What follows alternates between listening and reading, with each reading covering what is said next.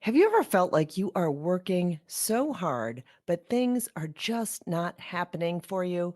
You're not in the flow, doors aren't opening, everything feels like maybe it's a struggle.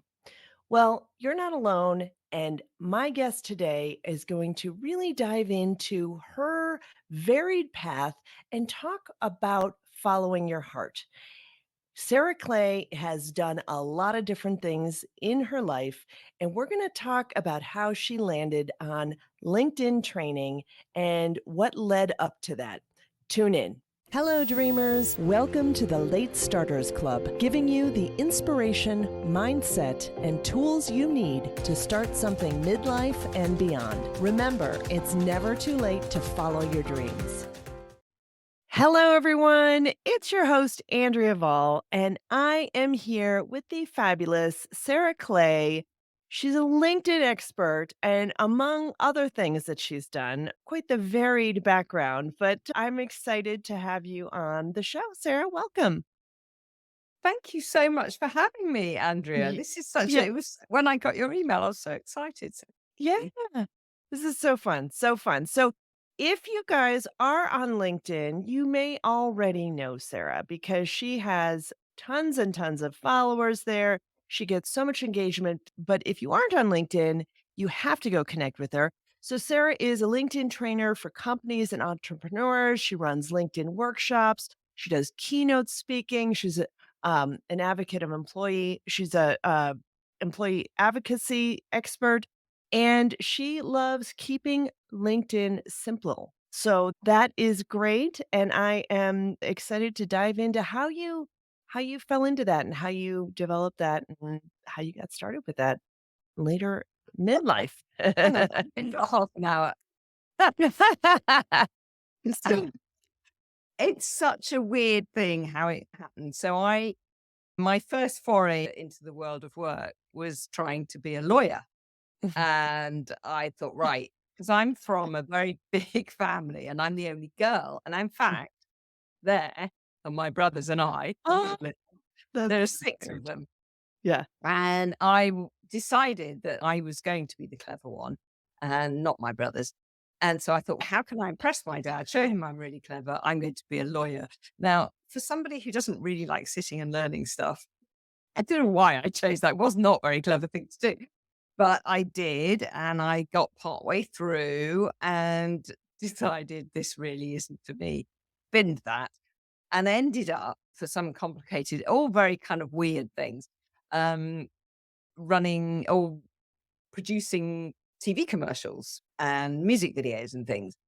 And I loved it. I did that for years and years, and I absolutely loved it. Bossing people around, organizing people, working with mostly men, as the film industry was, probably still is. And what was interesting was I really tried hard to be a lawyer and I really pushed and pushed to get into certain firms, and the doors didn't open. But the Mm, minute I decided, oh, these film people are quite cool, I want to be one of them, boom, it was there. The doors opened and I mm, got an amazing first job. And I thought, actually, this is the right thing. mm, Worked in the film industry for years and then had the kids as you do and wasn't really sure what I was going to do. And the local real estate agent and I had become kind of friendly-ish from buying and selling houses in the area and moving around. And he came up to me one day and he says, "You're not working at the moment, are you?" I said, "No." He said, "Looking for something?" I said, "Yes." The kids are, my two oldest have gone to school. And he said, "Do you want to come work for me?" I thought, "Not really." Really a real estate agent or an estate agent, as we call them here. He said, "No, no, no. I just want you to come and sort of maybe look after the office a bit and do some bits, just a couple of days a week. Do you want to do it?" I was like, "Okay." Well, and it was such a great job. mm, I could sit at my desk and I could watch my little son at playgroup when his mm, playgroup, his sort of nursery was across the road. And I remember sitting there watching, thinking, this is mm, fab. Then I started looking after their marketing. They threw me in and they said, actually, our marketing, we don't really have anybody who does our marketing. Will you do that? I was like, yeah, okay, whatever. Taught myself how to do it, ran their marketing department for 6 years, mhm, then got headhunted by a film company to run their PR. And I said, mm, "I've done PR before." And they said, "That's fine. We'll help you. You know how film is. You know how to make a film." I was like, "Okay." So I did that. And that it was all very weird. But with these 2 jobs, I was looking after their social media as well, and we're going back a few years now. And I realized that social media was the way forward. Did not like PR at all. So I thought, I'm gonna focus on the social media side of things. So I quit working Mhm, for the big haunchy film company and trained to be a social media manager and set up my business, Sarah Clay Social. Actually, it's not here. It used to mhm, be here. It's Sarah Clay Social. And day 4, I got my first client, and it just went on from there. And I had my agency running people's social media for them. And then I started teaching people how to do their own social media as well, and started to use LinkedIn. mhm. And I started to get clients from LinkedIn, and I thought, "I like this." I Mhm. I posted once and got a client. I posted again and got another client. So I thought, Mm, right. And then mm, somebody said to me, "Can you teach me how you do that? How mhm, you how you do LinkedIn?" So I thought, okay, if you like.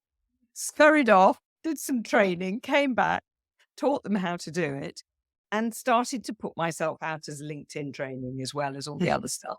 mhm. And then lockdown. And my Oh, clients were 85% hospitality. mhm. I lost them all Oh, overnight. yeah, right. So I was like, "What do I do with this?" I am now a LinkedIn trainer, revamped all my social media, everything, and decided to go out as a LinkedIn trainer. And that was that. Yeah, And that's that's how I'm amazing. Yeah, that's amazing, and I love the fact that you first of all, knowing you, I can't imagine you as a lawyer. I not not not any of not any offense, you're so bubbly and personable and fun, and that's not the normal image I have of lawyers, just but I think it's great that and interesting how the road for that was so much harder, and when you switched, everything was easy, and I think sometimes we ignore those markers in our lives. We're, like, pushing up this difficult hill when there's an easy path where all the doors open, and it's hard to sometimes see that, so that's great. That's great that, you did that, and how fun that things just I mean, what you went to school for and then what you did in multiple careers was nothing really related, so, I think we sometimes get hung up in that too, so that's awesome, and you can be self-taught and get clients 4 days after you open your doors. I mean, that was crazy. Well, it wasn't. That was an opportunity that sort of popped up, and I thought, I am having that. That's what I want, and I got it. Mhm, I had to work quite hard to get it, but I did get it. Um, mhm, but you're so right about the opening of the doors, mm, and this is what I tell my kids: just go with your heart, do mhm. what you want to do, and it will work for you. If you want to do it badly enough, you will work so hard to get it, and it will be the right thing. Yeah. And it does Yeah, feel that's yeah. yeah, yeah, just there's just an can be an ease about it, and that's nice to pay attention to those signs because we don't always do that. I tend to think a little bit more in my head too much like, "All right, okay, we gotta do this. This is this is what we have to do," but no, it can be more like, "What is my heart telling me?" So that's great. That's great. So you yes, talk about, like, the whole getting through the pandemic with this all of a sudden, all your clients are gone. What was that like? How did you work through that and get through that? That's clearly a scary obstacle to being self-employed, and I think that's what so many people worry about being an entrepreneur is that it can be like that, just clients disappear, and how did you deal with that? Yeah, it's hard, and actually this year has been a really interesting year for me, 2023. I've Mm, had 1, 2, 3 my 5 most profitable months this year, mm, but I've also had my 2 least profitable months since yeah, trading. That's yeah, crazy, right? yeah, Um, and that's the kind of the cycle of being an mhm, entrepreneur and having your own business. You have to be able to be resilient financially, but also emotionally and psychologically to be able Yeah. to cope with that because Right. it's not easy, is it? When suddenly Yeah. you think, nobody loves me, nobody wants Yeah. what I've got, and obviously financially. So yes, what happened, of course, in lockdown for when we went into lockdown for many people was all really tough. And when it all happened, as I say, 85% of my clients just said, because a big chunk of them, I think about half of them, were all owned by one particular brewery. And they said they're just closing. Boof. And I said, no, no, no, you don't have to do that. You can stay open. You can do takeaways. You can do Mhm. things online and you can maximize this. But I think because of the way that the government grants were working and um, the schemes to keep paying people, you either had to be trading or not trading, and they couldn't risk Mm. it. So they said, "No, we have to close our doors." Fine. So off I went, and I had this one client actually in Ireland, the fashion brand, and she said, "I just can't afford. I'm just too nervous. I can't afford to keep you on." And she actually engaged her son to take over looking after her social media for her, and taught him. I taught him how to do it and they won an award for best innovation in lockdown. It was brilliant. It was wonderful to see. That's Um, but for me, initially, that was I scared? I wasn't actually that scared because I knew I had this other sort of thing up my sleeve, if you like, training. Mhm. And of course, what happened was everybody wanted LinkedIn training. Everybody needed it because nobody really knew how to use LinkedIn then. So I was training people left and center, and I really wasn't charging much at all because I felt I was new. So I Mm. couldn't charge lots of money to people. And I was giving loads of my time, but it helped me learn Mhm. and it also kept the income coming in just about. Mhm. So no, I wasn't scared. I Mm. don't get scared. I think I Mm. embraced the challenge actually. Yeah. Yeah, and that's great because you do have to ride these waves, and it's interesting that you were talking about your 5 most profitable months and your 2 least profitable. I was actually just reviewing my year, just before we got on this call, and I was watching the roller coaster of months, and what I've learned as I've, gone along here is that there are just certain months that are going to be way down. December is always a very down month for me. It's always one of my but that actually works for me. I've learned over the years that I sort of take December off in my mind where I'm just not doing a lot of promotion and I'm resting or doing other things or I just was traveling. So I think with that knowing that there are just cycles and having buffers in place so that you're not, you know, maxing out on your expenses, so you're depending on the highest highs is the big secret to being an entrepreneur because you need to have a little bit more buffer to ride some of the waves. And the cool thing is you can make your own luck in so many ways. Like you can launch a new training or launch something new and open your doors or raise your prices or whatever to help offset some of the roller coaster ride. So, Absolutely. Yeah, yeah, yes, because for me, it's August and December or yeah. terrible, Yep. but terrible in terms of income. But actually, I had surgery at the beginning of August, and I had made that decision that I was not going to work in August anyway, Yeah. although it wasn't actually as bad as I thought it was going to be, but in terms of income. But I think psychologically, once, as you say, once you know those cycles, you Mhm. you can work in them and you can use that time to record a whole load of YouTube videos or sort your content out Mhm. next 6 months or whatever it is. Yeah. Yeah. Yeah. So, what kind of benefits do you think you've had, you know, launching something new in midlife? I mean, you didn't have any experience launching a course. You had never done a training course. What kind of things have been helpful for you starting later rather than, when you're in your 20s? Oh gosh, I don't think I could have coped with this in my 20s. I was far Mm. too reckless.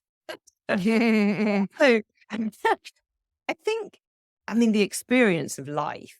So since I was in my 20s, obviously I've done formal education, but I've studied some photography. I've learned a couple of languages to a certain degree. So all of that experience, I think, helps, but also just life experience dealing with people, Mhm, um, being able to read people better when you're older, mhm, having, I don't know what it is, just maybe being a bit more sanguine and not being so reactionary and just thinking, mm, hang on, if this, what really do I need to do here? And maybe the ability to take a step back. mm, But all, and all the things, the life skills that we learn as we grow, having mhm, 3 kids, negotiating, that's it. They taught me that. Actually, they did teach me it at law school. I guess I did learn negotiating. But, that's a great skill to learn. Patience is another one.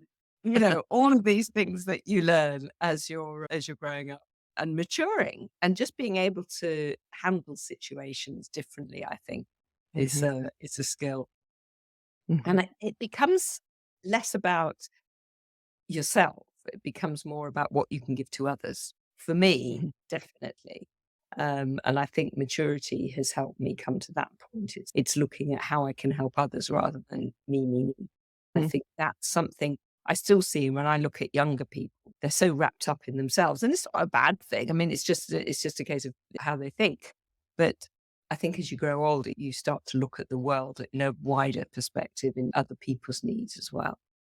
Yeah, there definitely is less ego that comes into play with, when you're younger, you're trying to prove yourself and maybe there's more drama, there's more, it's more like, oh, the world is ending kind of thing. And as we get older, we know, no, I'll be able to get up tomorrow and get get things get things rolling if it's not the end of the world. So that's great. I love that. Love that you learn more negotiation skills from having children than being in law. Absolutely. A much more practical application. It's a master class in negotiation. That's great. So it, it's interesting, and I like to hear this from other people who, especially, are in social media and launching courses and things like that. How do you make decisions about where to focus on as an entrepreneur? There's lots of things you can be doing, right? You could be launching more courses, or you could be launching high end masterminds, or or this or that, or writing books, or where how do you make the decision on what to do next when you have only so much time in your day? And probably, I don't know what your team is, but I know my team is very lean, and it's not like I've got a lot of people to delegate things to. So, how do you make those decisions on what to do next in your business? Ooh, good question. So I did, I launched a membership and an online course and did all of that kind of thing and realized this year actually has been a big shift for me. Mm, So I realized actually I could give a lot of value to bigger companies and try to focus on this whole aspect of employee advocacy because I think it's mhm, really important. And it's something I didn't realize, but I'm very, very passionate about trying to get whole teams onto LinkedIn. Um, because I've been teaching entrepreneurs how to do LinkedIn since I started teaching LinkedIn. mhm, Uh, and I love teaching entrepreneurs. I absolutely love it. And I've honed down my program now that I only have 10 students at a time because I find if there's a whole big group of people, it just becomes less manageable for me. And mhm. because I like to work quite deeply with people, I will only have 10 people on my program at any one time. So I run it kind of 4 times a year. And some people, people say to me, "You're mad. You could have more on." I went, "No, I like 10. It's nice. Yeah, They're yeah. good." And I know it now, and I know how it works. It's very easy for me to run that, and it's always a delight.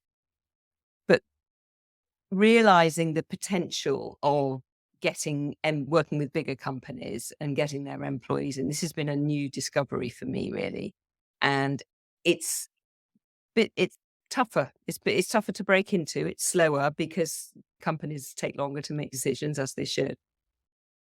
But I know it's gonna work. And well, it is Mm, work. and I'm passionate about it. And for me, I think we have to love what we do to Mhm. be able to sell it. Yeah. And um, I remember a friend of mine ages ago, she said, "Oh, I want to set up a cake shop doing singing and eating cakes or something." And I said, "Why don't you just do the cakes?" She goes, "Because I'm not passionate enough about cakes. I'm passionate about singing. And Mm. that's to do this." And it didn't actually work in the end. But she said and I do think we need to love it, to love what it Mhm. is that we do. If we love selling whatever it is, it doesn't matter, then you can create anything and sell anything. But for me, my baby, it's my baby and I want to make it mine. And I think that's what is the driving factor. And it should be the driving factor for anybody really, just to do the thing that they love. And Mhm. hopefully they can find it, and that will, it's like anything, as I was saying, if you love it, it will work because you're so Mhm. passionate about it. Mhm. You make such a good point about being able to sell something you love, and I think people feel it, they feel when you're not excited about it. And I think it's Zig Ziglar or was who said this, is that sales is excitement transferred. Um, and I think that's so true, because if you can get excited about something, other people who are curious about it and wondering about it feel your excitement and can see that it can work for them as well, or they are going to get the value from it because they know they can feel your excitement. So Absolutely. definitely, Yeah. yeah, Yeah, for sure. yeah, yeah. Yeah. So tell us about a time in your business where something went wrong and you had to navigate through that. Obviously, the pandemic was something, but is there a time where something was like, oh, a planned thing didn't go the way you thought it would? And how did you move through that? Ooh, good question. I think when I first set up my first membership, and my expectations were just all wrong. Mm, mm, And I was not working with, but I was on the course, Stu McLaren's course, and mhm, he's just brilliant. mhm. And he's one of these people whose energy just rubs off on you, Yeah, and his passion and excitement, and it really does. And he held this sort of, I never forget this online conference thing. And it was so late for me all night. And yeah. they want you to turn up in branded gear. I can't even remember what it was now. So I went and ordered a pair of purple pajamas. We were all there waving flags at 3 in the morning, and it was brilliant. And his enthusiasm really rubbed off on me. And he was, his membership is huge.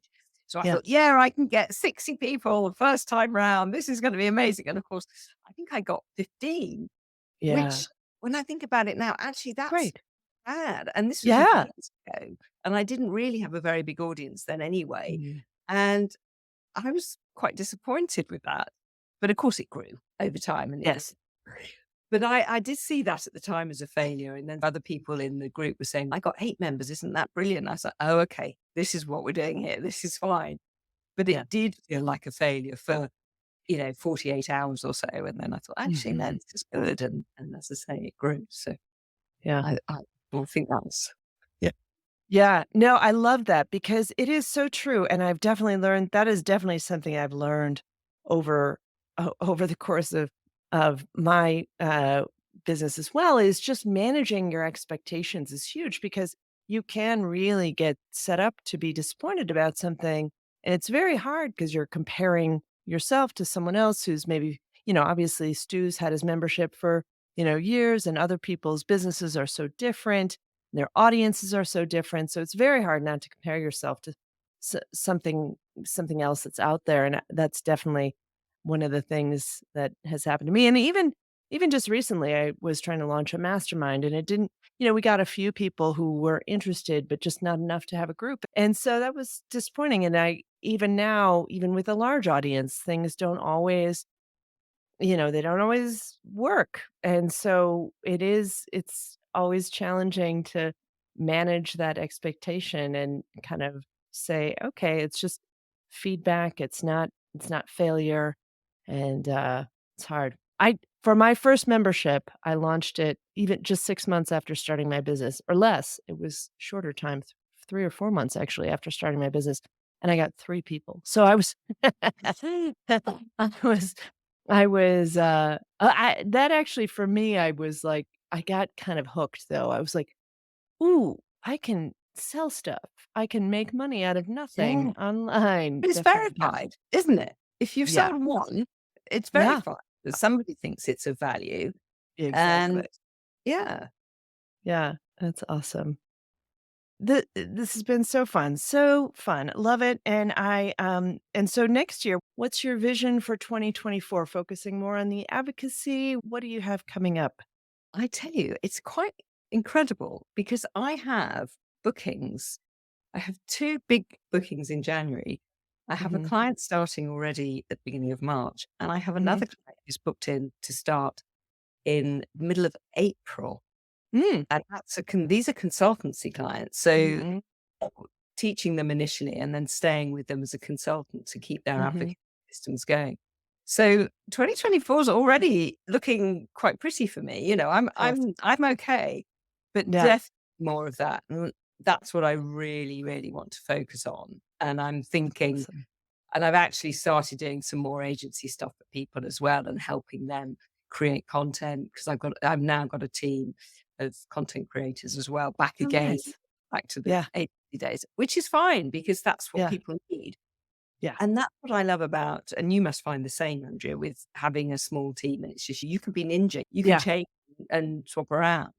And what I realized was with the advocacy thing is going into companies, teaching them how to do it. But actually, if they haven't got decent content to, to advocate to yeah, their employees, they haven't got a hope. So, right. I've now got a team that can come in and help with that as well. And I'm really Yeah. excited. Prospect. Yeah, that's, I think, something that can lead decisions, right? When you see the hole in the market, you're like, "We can't make something out of nothing, so now they need this." So it's like serving the client with the next right product or service that you have Absolutely. available. Yeah. So, Yeah. yeah, Yeah. Yeah. awesome. Awesome. That's exciting. So, as usual, I love to end our time together with a favorite motivational saying or inspirational quote for our listeners. So, what do you have for us? Well, so, oh, years and years and years and years and years ago, must be 30, I'm thinking. I had a little film case, tiny little film case thing, and I put a quote in there, and I know how long ago it was because there was a picture of my mother in there. My mother is no longer alive, so she died many Mm, years ago. And the quote, I cut it out from a magazine and it was in there, and I keep it in my drawer, and every now and again I mm, come across it, and it says, "I'm afraid of nothing apart from being bored." And it mm. was by Marilyn Monroe. And, and I think as an entrepreneur, there you go. I think, it's about moving forward. It's about constant change, embracing change, Yeah. and to keep me not from being bored. It's that would just Mhm. kill me. Yeah, and that's the other great thing about working for yourself is that you can pivot and change and follow the thing that is pulling you forward that is more exciting. And I do feel like it allows for the ability to never be bored because you can always kind of switch things up and do something slightly different. So I love that. I love that. So, Sarah, this has been so fun. Thank you so much for your time. Let our listeners know where they can find you and connect with you. Oh, this has been amazing, Andrew. It's so Mhm. lovely to catch up with you. So, yes, come and find me on LinkedIn. That is the place. I am on Mhm. Instagram, but not really. LinkedIn, just come to LinkedIn, type in Sarah Clay. And if it's purple or orange or both, it's me, basically. Yeah. Yeah. Yes, great branding, and yeah, definitely go connect with Sarah. She's awesome. She delivers so many great tips, fun little engaging posts. She's got, lots and lots of great things for you. If you wanna learn about LinkedIn, go to her website. We'll have all the links in the show notes here. So thank you so much, Sarah. Thank you, Andrew. It's been Mhm. wonderful. Yep, and I'll see you at Social Media Marketing World. You will. Okay. Bye. See you. Hope that was helpful, and make sure you grab the free guide, Top Tools for Late Starters, on the website at latestartersclub.com. And let's turn dreaming into doing.